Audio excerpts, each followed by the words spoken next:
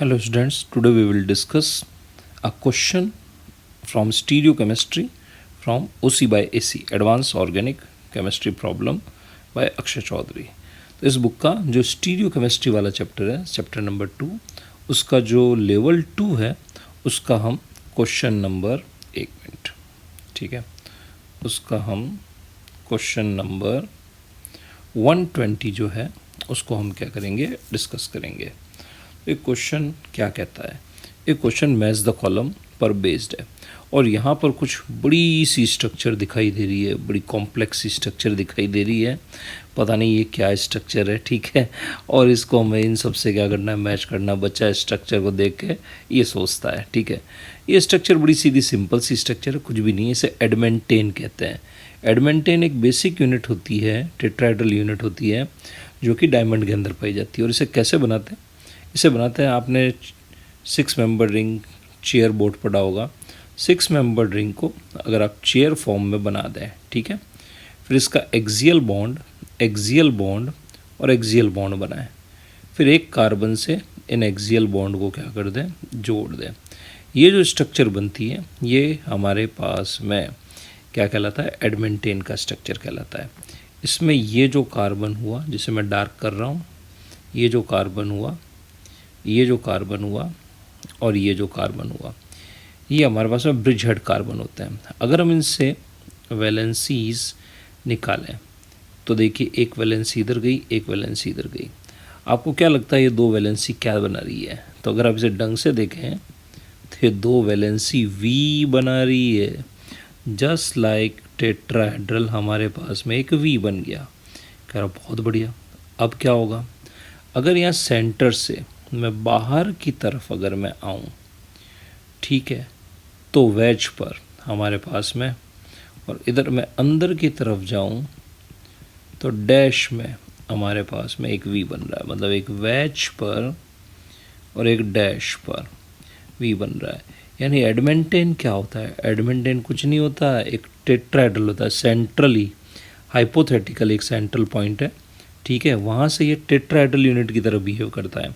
और tetrahedral unit में जैसा कि मैंने आपको बताया था 6 प्लेन ऑफ सिमेट्री होते हैं। अगर सारे ग्रुप आइडेंटिकल लगा दिए जाए और जैसे जैसे हम इसके डिफरेंट ग्रुप लगाते जाते हैं, ये क्या बन जाता है, कायरल सेंटर और ऑप्टिकली एक्टिव हो जाता है। तो बस आपको कुछ नहीं करना है, आपको बस ये ध्यान रखना है कि जब यहाँ पर चारों ग्रुप डिफरेंट हो जाएंगे तो ये एडमेंटेन भी ऑप्टिकली एक्टिव हो जाएगा। और अगर दो भी ग्रुप अगर सेम हो गए, मान लो जैसे यहाँ H और H दो ग्रुप सेम हो गए, ये Cl और ये अगर Br हो गया, सॉरी वापस बना लेते हैं, ठीक है, बना लेते हैं, 1 मिनट, नया बना लेते हैं। तो जैसे कि यहाँ पे मान लीजिए H और H हो गया, ये Cl और ये क्या हो गया, इसमें Br ग्रुप अगर हो गया, ठीक है, तो हमारे पास में प्लेन ऑफ सिमेट्री आ जाएगी। कौन सी आ जाएगी? Cl Br कटेगा, H और H क्या हो जाएगा, इसमें बच जाएगा। तो एडमेंटेन को ऑप्टिकली एक्टिव बनाने के लिए हमें क्या करना होता है, ये जो इसके 4 जो जंक्शन है, 4 पॉइंट है, ठीक है, अगर आप यहाँ भी देखें तो एक ये V बन रहा है हाइपोथेटिकल, ठीक है, और ये वैच पर V जा रहा है और ये डैश पर V जा रहा है, ठीक है। चारों ग्रुप अलग कर लीजिए, F, Cl, Br और I। तो इस मॉलिक्यूल में सेंटर ऑफ सिमेट्री नहीं है, प्लेन ऑफ सिमेट्री नहीं है, किसी तरह की कोई एक्सिस ऑफ सिमेट्री भी नहीं है, एसिमेट्रिक कंपाउंड हो जाएगा, ठीक है। और अगर आपने दो ग्रुप आइडेंटिकल लगा दिए किन्हीं भी दो वैलेंसी पे, टेट्राहेड्रल के सारे बॉन्ड एंगल 109 डिग्री 28 मिनट के होते हैं, ठीक है, तो हमारे पास में मॉलिक्यूल में प्लेन ऑफ सिमेट्री आ जाएगी, ठीक है। तो ये एक सेंट्रली टेट्राहेड्रल यूनिट होती है, जिसको मैंने आपको समझाया। अगर हम इनकी वैलेंसी को पीछे की तरफ बढ़ाएं तो एक सेंट्रली हाइपोथेटिकल पॉइंट पे जाके मिलेगी और वहाँ पे एक वी बनेगा और फिर दूसरा वी जो बनेगा वो पहले वी के क्या बनेगा, परपेंडिकुलर बनेगा, जिसको मैंने यहाँ पे क्या कर रखा है, दिखा रखा है। आप कहोगे ना ऐसे तो ना समझ में आया, हमें तो मॉलिकुलर मॉडल में दिखाई है। तो लीजिए मॉलिकुलर मॉडल में इसको देखते हैं। मॉलिकुलर मॉडल में मैंने राइट हैंड साइड में एक टेट्राहेड्रल यूनिट बनाया, टेट्राहेड्रल बना दिया, 2 वी परपेंडिकुलर आपको नज़र आ रहे हैं। लेफ्ट हैंड साइड में मैंने एडमेंटेन बनाया है। इस एडमेंटेन के अंदर अगर आप देखें बिल्कुल टेट्राहेड्रल की तरह, अगर आप सिर्फ और सिर्फ एडमेंटेन बीच की रिंग को भूल जाएं, ठीक है, बड़ी सी रिंग को भूल जाएं और फोकस करें सिर्फ वी पे, जो बाहर की ओर बॉन्ड जा रहे हैं उन पे, तो एक वी हमारे पास में क्या हो रहा है आपका इसमें, राइट में अगर आप देखें तो वी बन रहा है, और लेफ़्ट के अंदर जो वी बन रहा है वो पहले वी के क्या हो गया, परपेंडिकुलर हो गया। ये हमारे पास में एडमेंटेन यूनिट होती है, जो सेंट्रली क्या होती है, टेट्राहेड्रल यूनिट होती है। ठीक है, चलिए अब वापस से क्वेश्चन पे आते हैं।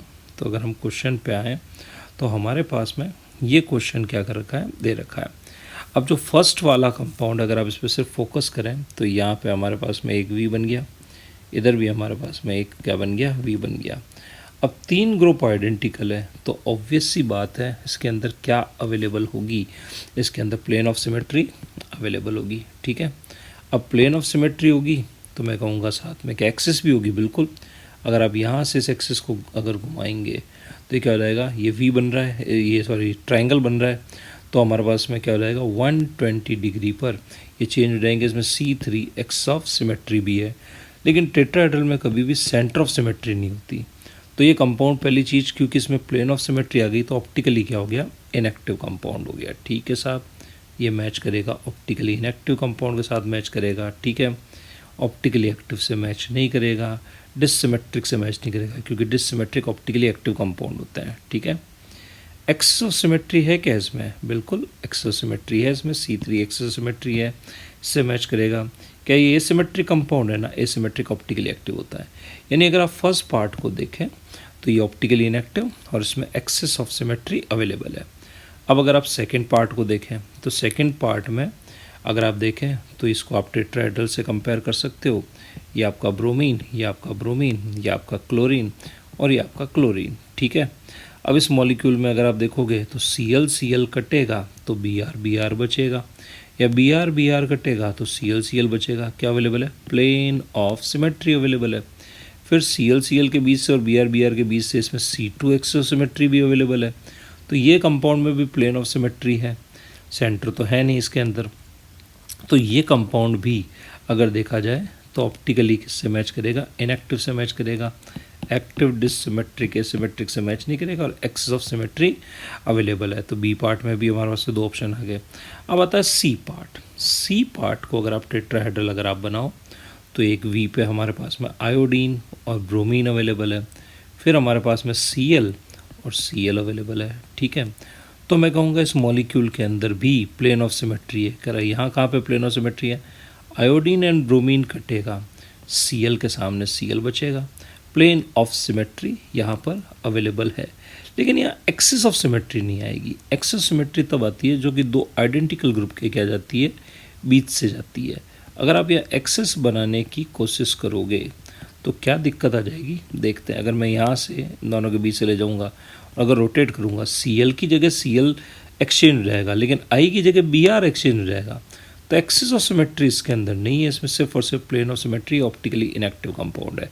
तो ये ऑप्टिकली इनएक्टिव कंपाउंड से मैच होगा, एक्सिस से मैच नहीं होगा, और ये तो सारे ऑप्टिकली एक्टिव के ऑप्शन है तो मैच नहीं करेंगे। ठीक है, और लास्ट एंड फाइनल, अगर हम सारे ही ग्रुप अगर डिफरेंट कर दें तो ये टेट्राहेड्रल पॉइंट कायरल सेंटर की तरह बन जाएगा। ठीक है, ये I, ये Br, ये F, ये Cl। इस मॉलिक्यूल में न सेंटर ऑफ सिमेट्री है, ना प्लेन ऑफ सिमेट्री है, ना ही एक्सिस ऑफ सिमेट्री है। तो फिर ये किससे मैच करेगा, तो मैं कहूँगा ये हमारे पास में मैच करेगा एसिमेट्रिक कंपाउंड से मैच करेगा। इसमें कोई एक्सिस नहीं है, डिससिमेट्रिक नहीं है, ऑप्टिकली क्या हो गया, इसमें एक्टिव कंपाउंड से क्या करेगा, मैच करेगा। तो आपके दिमाग में बात आएगी डिससिमेट्रिक कंपाउंड किसको कहते हैं। डिससिमेट्रिक कंपाउंड वो होते हैं जो ऑप्टिकली एक्टिव होते हैं और उनमें Cn एक्सिस ऑफ सिमेट्री होती है। तो एक मिनट, ये तो ऑप्टिकली एक्टिव है, इसमें Cn नहीं है, बाकी सारे ऑप्टिकली इनएक्टिव है। तो यहाँ डिससिमेट्रिक अमिताभ बच्चन है। अमिताभ बच्चन को किसी पार्टी में क्यों बुलाते हैं, वो किसी से मैच नहीं करता। तो यहाँ डिससिमेट्रिक किसी से मैच करने वाला नहीं है। That's okay.